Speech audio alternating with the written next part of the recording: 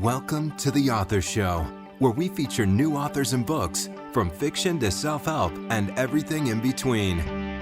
You'll find it all at theauthorshow.com. That's theauthorshow.com. And now let the show begin. Hi, this is The Author Show, and I'm your host, Linda Thompson. In the Company of Demons, author MichaelJordan's debut novel takes many twists and turns.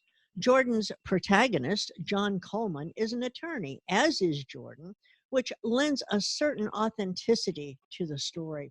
But that's apparently where the similarities end. Michael is here to share more about the Company of Demons. Michael, welcome to The Author Show. Well, thank you very much, Lynn. I appreciate the opportunity to talk with you today. Michael, will you please give us a quick overview of the Company of Demons? Yeah, I'd be glad to. It's a fascinating story to me. I mean, years ago, it's based on some actual facts. I mean, years ago, there was a notorious serial killer in Northeast Ohio known as the Torso Murderer because of the gruesome manner in which he dismembered his corpses.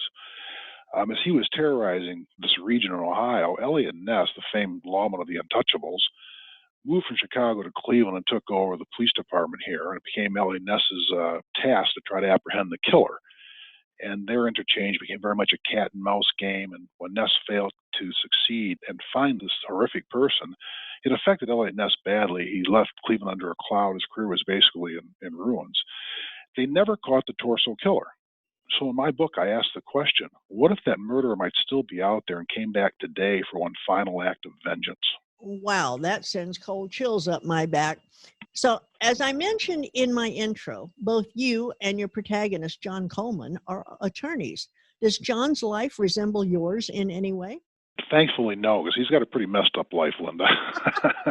I picked I practiced trial law for over 30 years, and I often sat across my desk from people who were involved in some pretty serious problems. I saw many times a darker side of humanity. And I have characters who have a lot of secrets and have had happen to them some terrible things, and in the book do some things that we would find difficult to understand. But John is definitely a troubled lawyer, drinking issues, problems with his marriage. He loves to death his only child, his daughter Molly.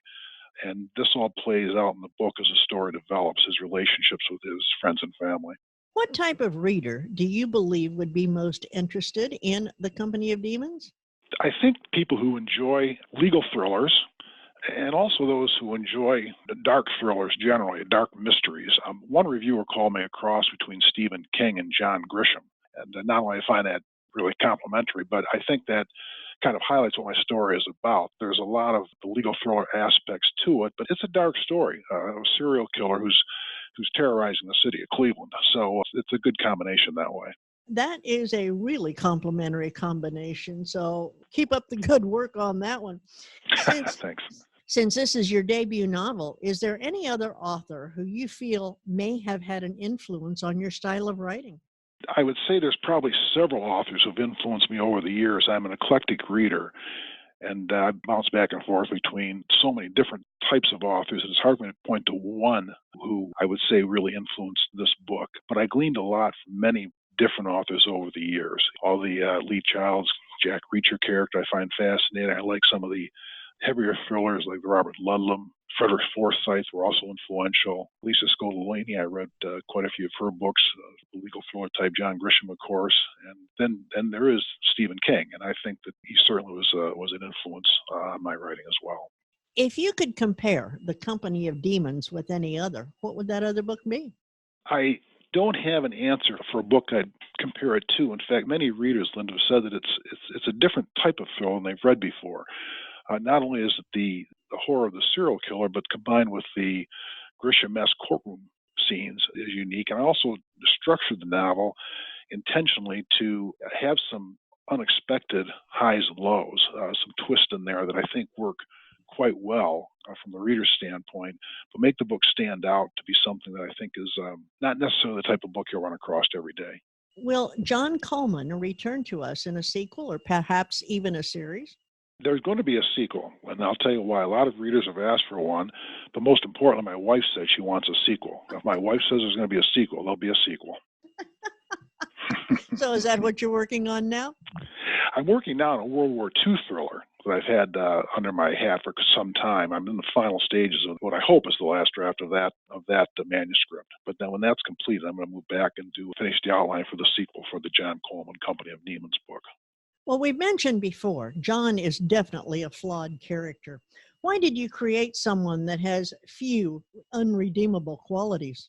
I read a lot of books where the central characters are upright and they're virtuous. They do everything by the book, and I'm more drawn to the characters who don't because I find that more realistic. Everyone has dark secrets in their past, and when those come out, it often cannot be very pretty. And that's what happens to John Coleman in my book. His flaws are realistic. I think they give a lot of depth to him. I think he poses challenges for the reader in terms of what his motivation is to do some of the things he does in the book. But I didn't want to write the typical book where I could have had a heroic figure ride into town on a horse and find the torso killer and mete out rough justice. But that book's been written. I wanted a different type of character who'd become entangled in this web of deceit and murder. Well, that sounds really interesting. There are a lot of subplots in the Company of Demons. Was it a challenge to keep everything straight while you were writing? Yes, in a word, it absolutely was. There's just the subplots and the twists and turns I wanted to incorporate into the manuscript did make it a real challenge, just to develop a credible timeline and have the interaction between the characters remain true, and yet I think, and hopefully surprise the reader as the book unfolds. You've won a couple of awards for your book. Will you please share a bit about those awards with us?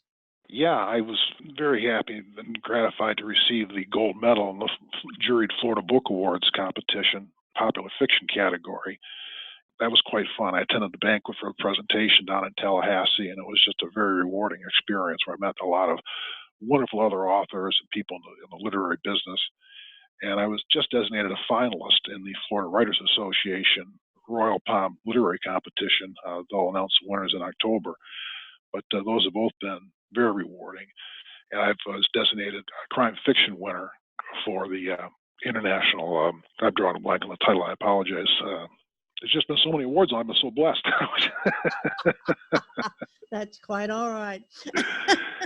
So I have a question for you. You are now an award-winning novelist of a very interesting book. But do you see this on the big screen? It would be a rather dark film, but I can see it as a movie. Well, I'm very happy that you've said that, Linda. I can share with you that a lot of readers have said the same thing. I could definitely see it as a film. I wrote the book to help me develop characters. I would think of people I've seen on screen and kind of draw from those sort of experiences to help me flesh out my characters in the book. So it's easy for me to picture this as a series of some sort or a standalone movie. Is there a moral of the story in the Company of Demons that you would like your readers to remember? I think there is. I wanted there to be one. And I wanted the character of John Coleman to have to put aside his own fears and be willing to sacrifice himself for what he holds dear. And I think the reader will judge for themselves if that happens. But I think that the theme I wanted to come through is that redemption is always possible.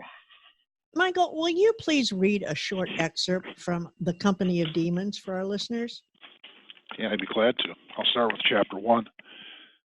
There was never any trouble to Tam O'Shanter, even on a rocking weekend night, even when one of the tribe smacked Homer for a go-ahead run. Tim and Karen ran a tight joint, the perfect hideaway to lounge beneath faded posters of 70s rock bands and sip a cold one. So when Karen screamed from the seedy alley behind the bar, our little oasis was shattered. Tim bolted for the back door. I rushed after him and squinted in the bright sunlight. Tim was cradling his wife in his arms. She stared at me vacantly, then broke away and retched. Huddled over the rough asphalt, in her thin t-shirt and faded jeans, Karen reminded me of a fragile little girl. The wastebasket she'd intended empty lay near her, paper napkins and discarded receipts fluttering in the humid breeze. Tim waved a hand toward a dumpster, its lid flung open, wedged tight against a crumbling brick wall. Don't look. But I did. The sight of a naked body sprawled across plastic garbage bags was impossible to miss. Or part of a body, really, because the head was gone. So was everything below the waist. The hairy torso had been split down the middle, and I didn't need to be a pathologist to know that someone had scooped out the guts and the lungs and the heart.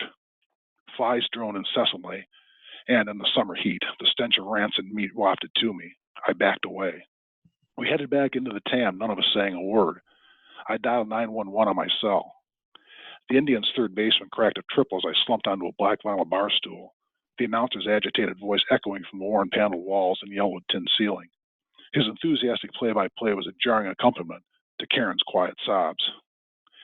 She was hunched over a couple of stools from me, wiping her mouth with a bar towel.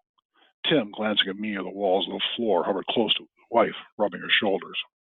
The 911 operator's initial skepticism turned to shock as I related what we'd found, and she assured me the car was on its way. The TAM was in Lakewood, an inner-ring Cleveland suburb on busy Detroit Avenue. The police wouldn't take long. My beer tasted warm and bitter, but I took a couple of long swigs. Memories came back in a rush. Oh my gosh. That gave me cold chills from the beginning to the very end. So tell me, Michael, where can we learn more about you and where can we purchase The Company of Demons? The best way to learn about me, Lynn, is my website, MichaelJordanBooks.com. And The Company of Demons is available bookstores and on all the major online retailers as well. If a bookstore doesn't have it in stock, they can certainly order it. And it's in print version, ebook version, and audiobook version. We've been talking with MichaelJordan, author of The Company of Demons. Michael, thank you for taking time to talk with us today. You've written a very interesting book that I just know a lot of our listeners are going to want to read. I do hope that when you publish your next one that you'll want to come back and chat with us again. I'd be delighted to do that, Linda. Thank you so much for the conversation today. There's no better way to close a show than with a good review, and here's one for The Company of Demons. I really enjoyed this book. It starts out with a rather horrific murder, not a spoiler as it is in the blurb, and you get thrown into the story. I was gripped and the fast pace continued right to the end. The characters in the book are great, and I love the suspense that the author manages to build up. I do love a good thriller, and this one was great, a really enjoyable read. And that really was a great review, and I thank you for listening. The Author Show podcast may be accessed at any time by visiting theauthorshow.com, and selected interviews can also be found on major podcasting platforms such as iTunes, iHeartRadio, Spotify, Podomatic, and many more. Are you an author who would like to be featured on our show? Please visit theauthorshow.com and complete the interview request form so that we may contact you. Marketing is seldom easy for authors, and the Author Show is a great way to promote your work worldwide using a high-quality interview that can make a real impact. Please visit our site daily as we continue to introduce wonderful authors of very interesting books on The Author Show. Thanks for listening to The Author Show. Find out more about authors and their work at theauthorshow.com. Theauthorshow.com. Tune in next time to another great author on The Author Show.